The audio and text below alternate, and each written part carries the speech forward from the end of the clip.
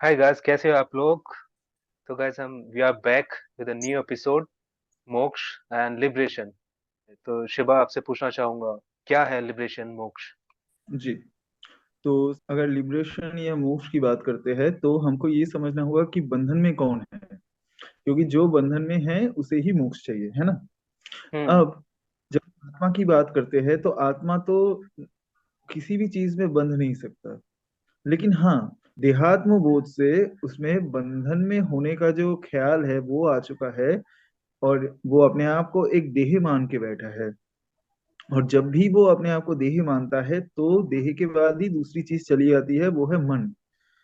तो बेसिकली व्यक्ति यानी कि जीव पूरा जो जीवन जीता है वो शरीर या बॉडी के थ्रू जीता है, बट जीता मन से है। हम्म। और इसीलिए जब मन खुश होता है तो सब कुछ हमें अच्छा लगता है, और जब मन व्यथित होते हैं या दुखी होता है तो हमें सब कुछ बुरा लगता है।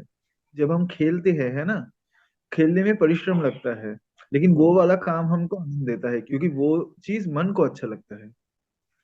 यानी कि मन ही मेन है। जब हम देहात्म बोध में बनते हैं, जब हम इस पूरे जीवन की प्रक्रिया में बनते हैं, जब हम हम्म। जन्म मृत्यु की बात करते हैं, तो सबसे मेन जो चीज है वो है मन।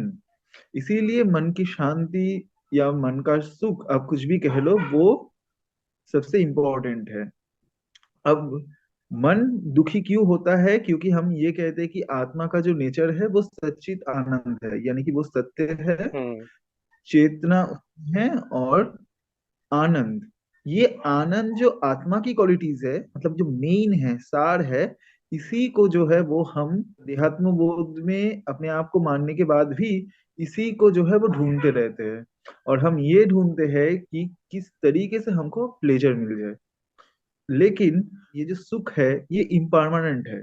हमें लगता हम्म। है बाहर की किसी व्यक्ति या वस्तु, इससे हमको मिल जाएगा, पर ये जो चीज है इसे हम सुख कहते हैं, जो कि अनित्य होता है। और वो दुख के साथ मतलब सुख और दुख एक ही सिक्के के दो पहलू होता है।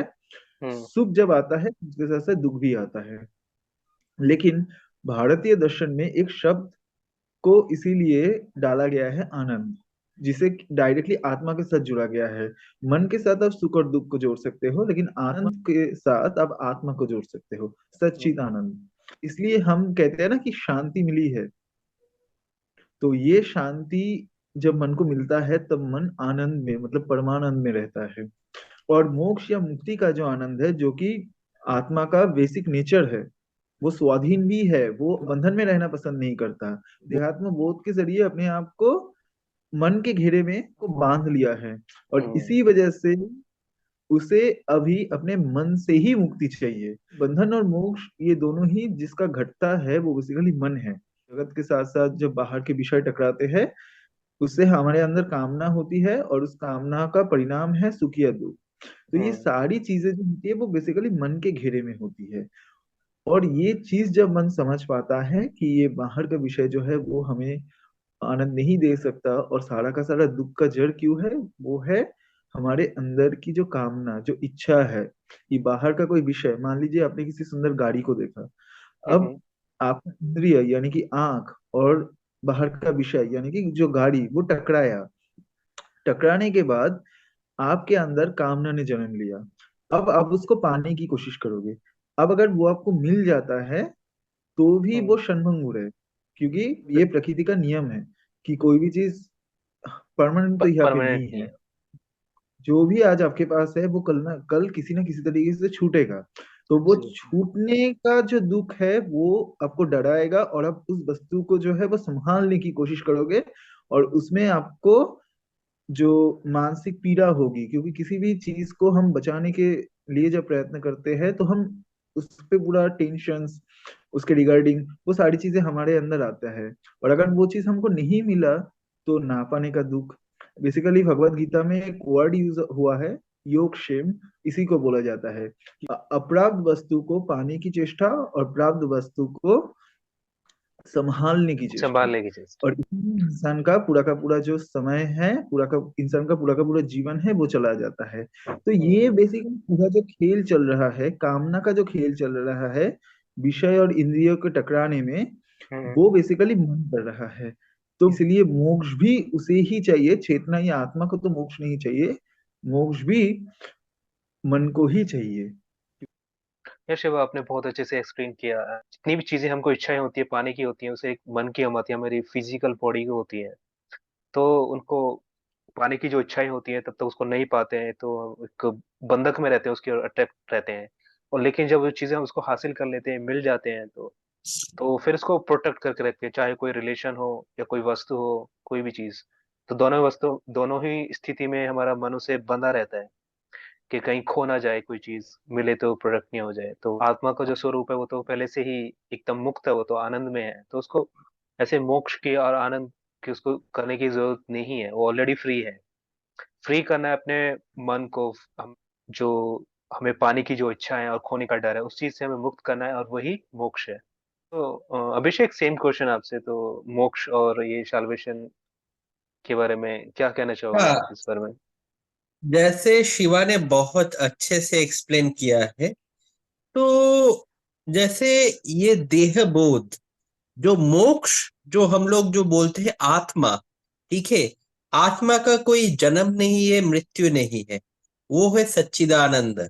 जो मोक्ष होता है, जैसे पंचभूत से ये शरीर बनता है, उसका और मन, दोनों का ही साथ में, मतलब एक जो कनेक्शन, उससे ही जो क्रिएशन होता है, डिफरेंट डिफरेंट, मतलब हम लोग जो कर्म कर रहे हैं, तो मोक्ष होता है ये मन का। हम्म। तो मुझे यही लगता है। ये अभिषेक, बहुत सही किया आपने कि अपने जो हमारे जो परसेप्शन होते हैं, हमारे जो सेंसेस होते हैं, उनसे मुक्त करना ही मोक्ष है। शिवा, एक और क्वेश्चन आ रहा था मेरे माइंड में कि जैसे कि मोक्ष, बहुत से लोग बोलते हैं कि तुम्हें आत्मा को परमात्मा से मिलन ही मोक्ष है, या फिर दोबारा जन्म ना हो, इस संसार से मुक्ति हो जाना, वो ही मोक्ष है। तो उसके बारे में क्या, एक बार थोड़ा प्रकाश डालिए, उसको समझाइए थोड़ा, क्या है वो? जी, मतलब दर्शन के नजरिए से पुनर्जन्म और मोक्ष का बहुत गहरा कनेक्शन है, क्योंकि हम मतलब जब हम जन्म की बात करते हैं तो हम क्या बोलते हैं कि आत्मा का तो कभी जन्म ही नहीं हुआ, हम्म। इसलिए जन्म मरण जो है वो आत्मा का तो नहीं होता। और शरीर पंच महाभूतों से निकल के वापस पंच महाभूतों से नया शरीर बनता है, तो मतलब उसी शरीर का तो जन्म नहीं हुआ ना। हम्म। तो जन्म किस हुआ है, हम कह रहे हैं कि सारी जो हमारी कामनाएं या इच्छा या मन बुद्धि अहंकार, ये जो मतलब उसे योग दर्शन और कुछ कुछ और दर्शन ने सूक्ष्म शरीर और कारण शरीर कहा। मतलब फिजिकल बॉडी को बोला गया है स्थूल शरीर, हम्म। और भी दो शरीर की बात करते हैं, वो उसमें आ जाता है क्या, कारण शरीर और सूक्ष्म शरीर। तो ये जो सूक्ष्म शरीर की बात करते हैं या कारण शरीर की बात करते हैं, ये सटल फॉर्म में होता है, मतलब हम्म। आप इसको इंद्रिय से नहीं देख सकते, लेकिन वो क्या होता है बेसिकली वही हमको चला रहा है, उसी को हम माइंड या मन कहते हैं। यानी कि मेरी सारी इच्छाओं का जोड़, मेरे सारे अनुभवों का जोड़, ये सारी चीजें जो है वो एक सर्कल की तरह काम कर रहा है, इसी चीज हमको ग्रॉस बॉडी में चला रहा है। मतलब हमारा जो पास्ट का एक्सपीरियंस, फ्यूचर की एक्सपेक्टेशंस, इसी घेरे में तो हम लोग चल रहे हैं। हम पास्ट एक्सपीरियंसेस के बेसिस पे हम जो है वर्तमान में या प्रेजेंट में कुछ वर्क करते हैं, ताकि हमारा फ्यूचर जो है वो सुधरे। एक बेहतर फ्यूचर के लिए हम जो है वो अभी काम कर रहे हैं, किस पे ना, अपने पास्ट एक्सपीरियंस के बेसिस पे। हम्म। अब पास्ट प्रेजेंट एंड फ्यूचर का जो कॉन्सेप्ट आ गया, ये पूरा का पूरा तो मन में है। अब दिखा दो, कहीं से आप देख पा रहे हो, मतलब अभी आपसे मैं बात कर रहा हूँ और एक एक क्षण बीता जा रहा है, वो पास्ट कहाँ है, जो फ्यूचर अभी तक नहीं आया वो कहाँ है, ये सारी चीजें जो है वो मन में है। पूरा का पूरा प्रेजेंट पास्ट एंड फ्यूचर आपके मन में है। तो हम्म। मन इस देश काल निमित्त इसमें इसने अपने आप को बांध लिया है, और इसी बांधने की वजह से चेतना जो है वो अपने आप को लिमिटेड मान रखा है। तो जब हम पुनर्जन्म की बात करते हैं, हम कह रहे हैं कि जितना उसने पकड़ा है मन के जरिए, जितना उसने पकड़ा है, जितना यादों को पकड़ा है, जितना एक्सपीरियंस को पकड़ा है, उसी के बेसिस पे उसका जो इच्छाएं है, जो निर्मित हुआ है, क्योंकि इच्छाएं भी आप वही कर सकते हो जो कि आपके पंच इंद्रियों से आपने देखा हो, जो फिजिकल या फॉर्म है वो, उससे जुड़ जाते हैं हम, हाँ, किसी मेमोरी से, पर्सन से, किसी सेंसेशन से, बिल्कुल, इमोशन से। हाँ, आपके फाइव सेंसेस से जो भी चीजें आपको मिलती है, उसी चीज के लिए आप कामना करते हो, और उसी कामना से जुड़े हुए होते हैं आपके सारे यादें, सारे एक्सपीरियंस, सारी चीजें, और उसी करेक्ट। की बेसिस पे आपका फ्यूचर एक्सपेक्टेशंस सेट करते हो। तो ये सारा जो जोड़ है, ये मन, बुद्धि, अहंकार, आप ऊपर से संस्कार, ये सारी चीजें आप जोड़ दो, इस चीज को बोलते हैं कि कैरी फॉरवर्ड होता है। और हम्म। क्यों कैरी फॉरवर्ड होता है? क्योंकि प्रकृति सर्वगर्भा है। प्रकृति कहती है कि तुमको इच्छा है ना, तो ठीक है, तुमको आगे जो है इस जन्म में तुमको जितनी इच्छा है पूरी करना चाहो तो कर लो, और अगर तुमको पूरा करने में तुम सक्षम नहीं हो तो फिर तुमको नया शरीर भी प्रदान किया जाएगा। हम्म। लेकिन अब वासनाएं जो है वो अनंत होता है, जरूरतें बहुत लिमिटेड होती है, पर इच्छाएं अनंत होता है। लेकिन वो इतना नहीं समझ पाता कि उसी की इच्छा की वजह से वो जो है वो इस बर्थ एंड डेथ का एक्सपीरियंस करता है, और उससे जुड़ी पूरा का पूरा संसार या दुख का एक्सपीरियंस करता है। हम्म। तो बेसिकली हम जब मोक्ष की बात करते हैं, कि जब व्यक्ति ये समझ जाता है कि अंतकरण में जो इच्छा है वही अशुद्धि है, क्योंकि आत्मा अपने आप में ही शुद्ध है, हम्म। आत्मा अपने आप में ही रहित है, आत्मा अपने आप में ही कंप्लीट है। ये जो इनकम्प्लीटनेस की बात हमारे माइंड में आया है या मन ने पकड़ रखा है कि I am incomplete, that's why I need another person, another thing in my life. तो जिशन चेतना जो परिपूर्ण है, उसमें जब ये ख्याल आ जाता है अपूर्ण का, तो ये पूरा का पूरा संसार का निर्माण होता है। तो ये पूर्णता जब वो फिर से अपने आप को पहचान लेता है, तो फिर उसे इस मन के खेल में शामिल होने की कोई आवश्यकता नहीं पड़ती, क्योंकि सारा का सारा खेल शुरू ही तब होता है स्वयं को भूल जाने में और अपने आप को अपूर्ण मानने में। तो अपूर्ण माने, बेसिकली जिस क्षण, अनकम्प्लीट माने में।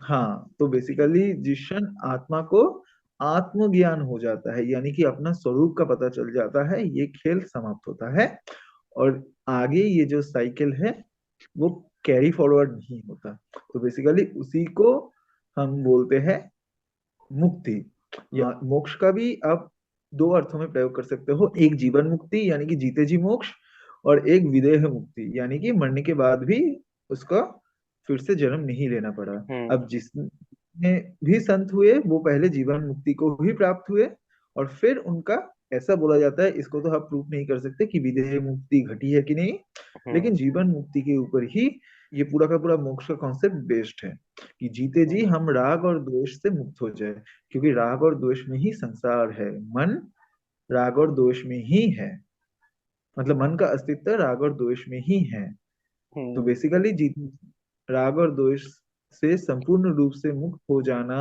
यानी कि मन से मुक्त हो जाने को ही हम मोक्ष कहते हैं। और एक बार अगर मन से कोई मुक्त हो जाता है तो फिर बेसिकली उसका जन्म होना तो इम्पॉसिबल है, क्योंकि जन्म होते ही है अपूर्ण इच्छा की वजह से, और जब मन ही नहीं बचा बचा तो फिर इच्छाएं कैसे बचेगी? या Shiva, thank you so much, आपने बहुत अच्छे से एक्सप्लेन किया पूरा। एंड या अभिषेक, सेम क्वेश्चन, जैसे बहुत से लोग बोलते हैं कि मोक्ष को इस नजरिए से देखते हैं कि अपने जो आत्मा का परमात्मा से मिलन है वही मोक्ष है, या फिर संसार से मुक्ति पा लेना, आत्मा का दोबारा जन्म नहीं होना, वो नहीं होना, जैसे कि दोबारा से फिजिकल फॉर्म में नहीं आना। तो हम्म। क्या कहना है उस बारे में, थोड़ा सा उस पे बताइए। हाँ, तो जैसे शिवा ने तो पूरा ही एक्सप्लेन कर दिया है, हम्म। बहुत सुंदर एक्सप्लेन किया है। बिल्कुल। मैं थोड़ा सा यहाँ पर बोलना चाहता हूँ कि जैसे शिवा ने अंत में भी बोला है कि जैसे अपने आप को सेल्फ रियलाइज किया जा सकता है जब हम लोग वो देह बोध, हम लोगों का ये फिजिकल फॉर्म ही हम लोग अगर समझते हैं कि मैं ही ये फिजिकल बॉडी हूँ और कुछ नहीं हूँ, उससे अगर परे जाए कि मैं ये सिर्फ मन नहीं हूँ, ये फिजिकल बॉडी नहीं हूँ, मैं और भी डीप हूँ, जो ये समझ जाए, उसको ही आत्मा से परमात्मा तक का जो जर्नी, मतलब सेल्फ रियलाइज का जो जर्नी है, वही अगर कोई, अगर उसको कोई जान पाए तो ही उसको बोलते हैं मोक्ष मिल गया। जैसे जीवन मुक्ति है, मतलब फिजिकल बॉडी है तब भी मोक्ष मिल सकता है, और आफ्टर डेथ हो सकता है। या बुद्ध का मैं एक और क्वेश्चन पूछना चाहूंगा मैं तो अभिषेक इसमें। आपने ये तो बता दिया कि मोक्ष अल्वेशन क्या है, तो कोई भी नॉर्मल इंसान है किसी को तो पाने के मोक्ष पाने क्या रास्ते हैं, मतलब कोई इंसान कैसे पा सकता है, ऐसे कैसे कर सकते हैं? तो मुक्ति है जो राग और द्वेष से, हम्म। उस उससे मुक्ति। जो हम लोग राग करते हैं, मतलब क्रोध आता है, और जो द्वेष आता है मन से, उससे ही मुक्ति, मतलब उसको छोड़ना ही एक मुक्ति का पथ है। अच्छा। राग जो है मतलब आसक्ति, कुछ हम लोगों को चाहिए तो उससे अटैच हो जाते हैं, तो इससे ही राग होता है। और द्वेष मतलब क्रोध, जिससे मतलब कुछ झगड़ा हो जा रहा है, झगड़ा कर रहे हैं, ये कर रहे हैं, वो कर रहे हैं, तो उससे द्वेष आता है, इससे ही मुक्ति। या शिवा एंड अभिषेक, आप दोनों ने बहुत अच्छे से एक्सप्लेन किया एंड आपने कुछ ऐसा छोड़ा नहीं जो मैं एक्सप्लेन कर सकूं। बाकी फिर भी मैं कहना चाहूंगा कि जो लिबरेशन है, मोक्ष है, वो यही है कि अपने कर्मों को करते जाना, अपने एक अवेयरनेस होके सेल्फ इंट्रोस्पेक्ट लाइफ जीना एंड किसी चीज से अटैचमेंट नहीं होना, एक लिबरेशन वाली लाइफ जीना आगे बढ़ते हुए। किसी से आसक्ति नहीं रखना, किसी से मोह नहीं रखना। एंड कहते हैं ना कि जैसे भगवद गीता में क्या है कि कम करो एंड फल पे अधिकार मत रखो, तो वो वाली लाइफ जीते रहे तो अपना आप ही वो मोक्ष मिल जाएगा। तो वही है। एंड आपका जो फिर आपको रीबर्थ की भी फिर वो नहीं होगा, दूसरा जन्म भी नहीं होता अगर आप अपनी इच्छाओं से, कामनाओं से, काम वासना से भी मुक्त हो जाते हैं तो, क्योंकि आपको फिर ऐसे कोई कॉन्सेप्ट नहीं रह जाता है कि आपकी कोई इच्छा अधूरी रहेगी। तो वो सी चीज होती है ना, आपको दुख होता है ना आपको किसी चीज को पाने की ज्यादा इच्छा होती है, सुख होता है। तो आप एक जैसे आपने कोई, फॉर एग्जांपल आपने जैसे गेम होता है ना, कोई गेम खेलते हैं, एक लेवल पे पहुंचे हैं आप, फिर आप उसमें दूसरे पे पहुंचे ऐसे करके, तो और उससे आपको अटैचमेंट नहीं होना, ज्यादा खुश और दुख नहीं होना, बस आगे बढ़ते रहना ऐसे करके। तो वही मोक्ष प्राप्ति है, वही लिबरेशन है। तो मेरा इस बारे में यही कहना है कि बस अपने काम को करते जाना, उससे अटैचमेंट नहीं रखना ज्यादा, बस आगे बढ़ते रहना, ना ज्यादा दुख होना ना ज्यादा सुखी होना। एंड जितना है कि मिनिमम अपनी जो नीड्स हैं उन पे बस रहना, ज्यादा किसी चीज पे डिपेंडेंट नहीं होना। बाकी वो कहते हैं ना कि सिंपल लिविंग हाई थिंकिंग, वो सबसे बेस्ट कॉन्सेप्ट है। तो इसमें यही है, तो उसमें तो फिर मोक्ष का कॉन्सेप्ट बहुत इजीली आ जाता है, तो उससे सारी चीजों से डिटैच हो के आप अपनी लाइफ को दे सकते हो, और वही मोक्ष है। या तो आज का पॉडकास्ट हम समाप्त करते हैं। तो या ऑडियंस, स्टे ट्यून्स एंड आप भी देखते रहिए, एंड आपका कोई भी क्वेश्चन होता है तो आपको कमेंट सेक्शन में हमें पूछ सकते हैं। एंड या स्टे ट्यून। नमस्कार।